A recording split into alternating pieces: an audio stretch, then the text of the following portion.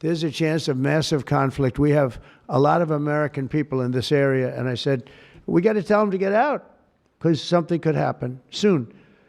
And I don't want to be the one that didn't give any warning and missiles are flying into their buildings. It's possible. So I had to do it. I had the choice. Do I do it or not? Doing it has its downside, but it also has its upside. Like, you're going to save a lot of lives if it should happen. Hopefully that doesn't happen. Mr. President, how imminent is an Israeli strike on Iran? Well, I don't want to say imminent, but it looks like it's something that could very well happen. Look, it's very simple, not complicated. Iran cannot have a nuclear weapon. Other than that, I want them to be successful. I want them to be tremendous. We'll help them be successful. We'll trade with them. We'll do whatever is necessary. You know, I stopped a war between India and Pakistan. And I stopped it with trade. I don't think I've ever seen a story written about it, but it was pretty cool. They were getting ready. Pakistan was their turn to hit, and eventually they're going to go nuclear. And I stopped it. I called each. I respect each leader greatly. I know them. And I spoke to them, and I talked about trade. I said, but you're not trading with us if you're going to go to war, if you're going to start throwing nuclear weapons around. And I said it to both of them, and they were both unbelievable, actually. They understood it exactly. They stopped. I stopped that war with phone calls and trade. And India's here right now negotiating a trade deal, and Pakistan's coming, I think, next week. And I'm very proud of that. Nobody died. The nuclear weapons, they each have very severe, very substantial numbers of nuclear weapons. And I think we should get some credit for that. You know, the whole Republican Party should, because that's their mindset. Please. Yes, ma'am. What?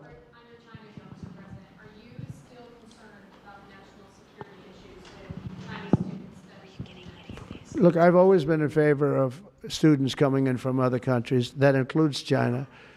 And we have 500,000 Chinese students coming in. I've always been in favor of it. Does it mean that you have to watch people? Yeah, you have to watch students, but you have to watch other people also. I've always been strongly in favor of it. I think it's a great thing. It's good for our schools. I think it's good for our country. I'm also in favor of having them stay. I've been in favor of letting them stay. If you get educated for 4 years, you're willing to get educated for 4 years. I like people being able to stay. You know, they have some great students. You have some, these are Republicans clapping, you know, because a lot of Republicans don't like that idea. I happen to like it. I'm a real Republican, believe it or not. But I like the idea. They go 4 years.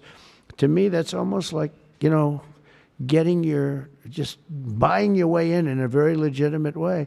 And, you know, you have stories where Apple wants to hire somebody and they can't hire him because he can't stay. He went to a great school. He finished first in his class. They made him a big offer and everything's done, but he has no idea whether or not he's going to be able to stay.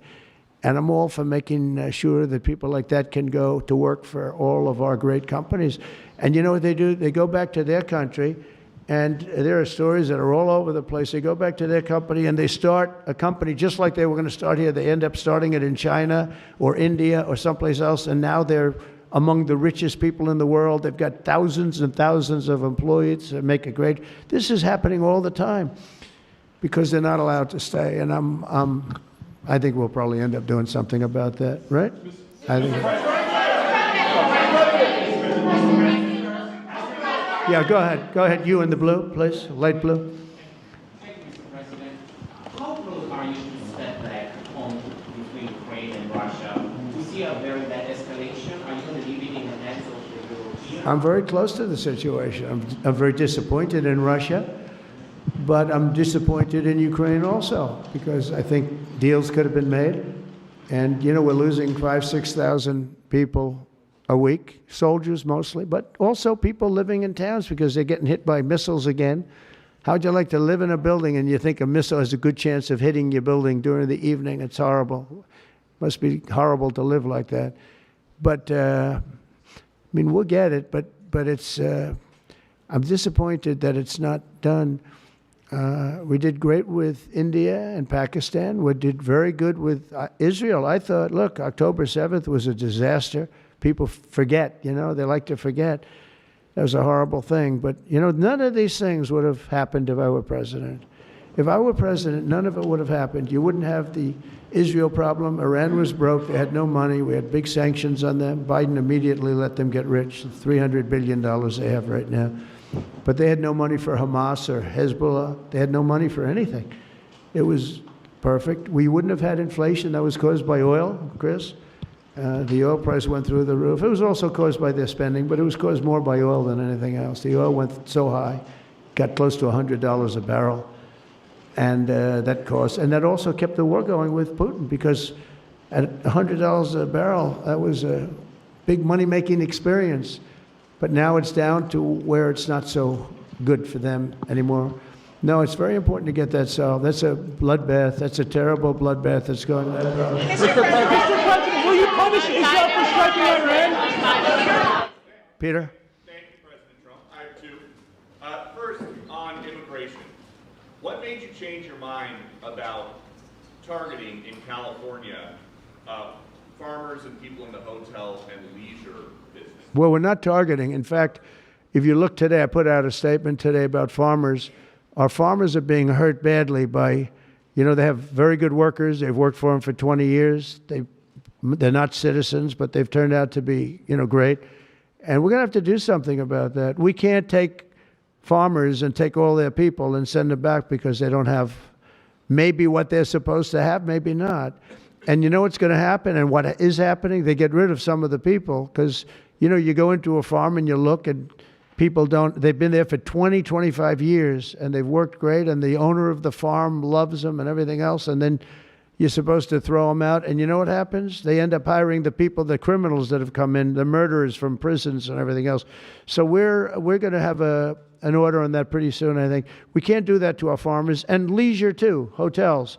We're going to have to use a lot of common sense on that. And my other question about the Middle East.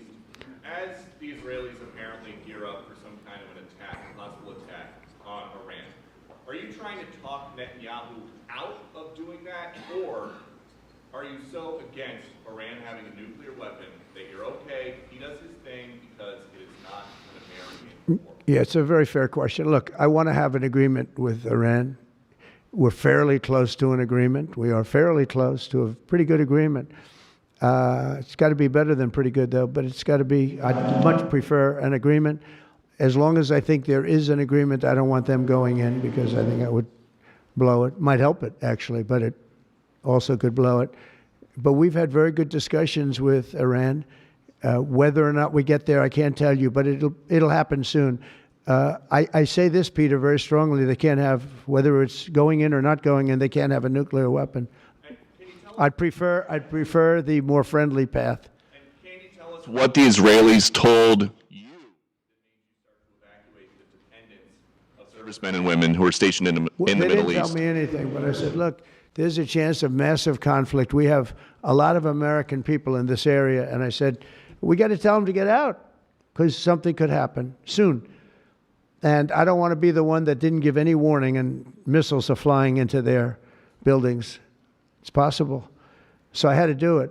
I had the choice. Do I do it or not? Doing it has its downside, but it also has its upside. Like you're going to save a lot of lives if it should happen. Hopefully that doesn't happen. Right? Thank you.